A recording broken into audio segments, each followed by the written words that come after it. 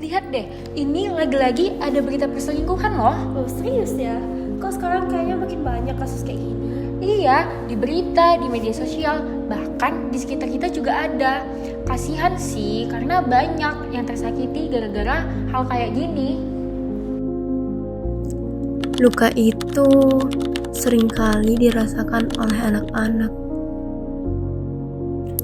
Akhir-akhir ini rumahku tidak pernah benar-benar tenang. Hampir setiap hari orang tuaku bertengkar. Alasannya karena ayah ketahuan membawa perempuan lain ke rumah.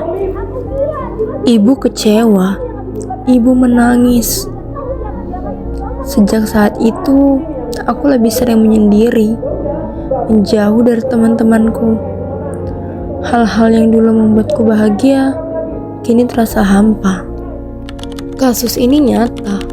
Untuk memahami mengapa janji itu retak dan bagaimana dampaknya, mari kita bahas secara mendalam. Perselingkuhan terjadi ketika seseorang melanggar komitmen emosional dan fisik yang sudah disepakati bersama. Inilah yang memicu ketegangan dan dinamika keluarga. Perselingkuhan jarang terjadi begitu saja. Kita dapat melihat dari teori konflik, yaitu konstruktif versus destruktif. Nah bener banget, jadi cara suatu pasangan dalam menyelesaikan masalah memang sangat menentukan nih arah hubungan mereka nantinya. Kenapa? Karena ketika permasalahan tersebut dijalankan dengan pola yang destruktif, seperti menghindari pembahasan, baru juga saling menyalah-nyalahkan. Nah ini tuh bisa membuat hubungan nanti semakin renggang dan juga adanya emosional yang berjarak. Nah, jarak emosional inilah yang membuat salah satu pihak tergoda untuk selingkuh. Selain itu, faktor penting lainnya adalah hasil penelitian Cases of Marital Breakup. Penelitian menunjukkan bahwa perselingkuhan merupakan salah satu penyebab paling umum hubungan itu berakhir. Begitu kepercayaan itu hilang, fondasi hubungan pun akan ikut runtuh. Ditambah lagi tekanan sehari-hari, komunikasi yang menipis juga memperkuat ataupun memperbesar kemungkinan ketidaksetiaan itu. Ketika perselingkuhan terungkap, guncangan terbesarnya langsung dirasakan oleh pasangan itu sendiri. Aku bingung harus gimana.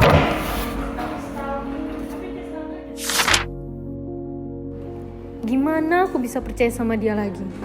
Udah hancur semuanya.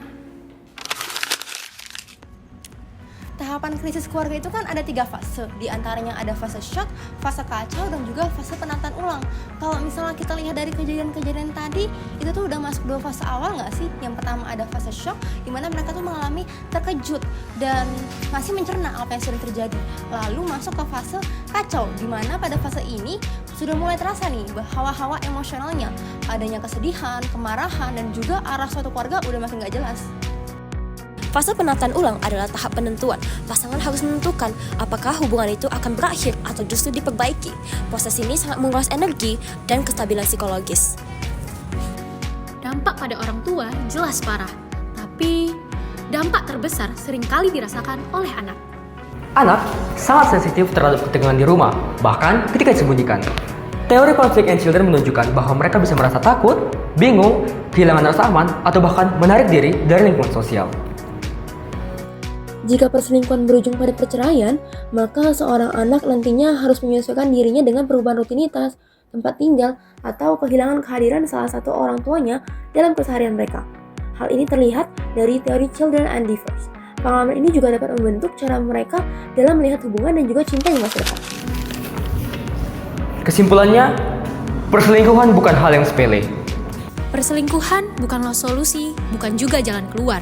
Yang ada justru membuat luka baru bagi pasangan, keluarga, terutama anak.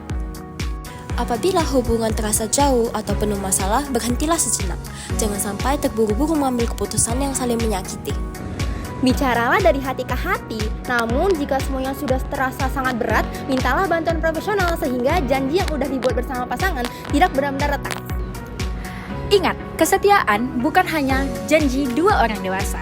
Itu adalah benteng melindungi hati anak dan juga masa depan keluarga.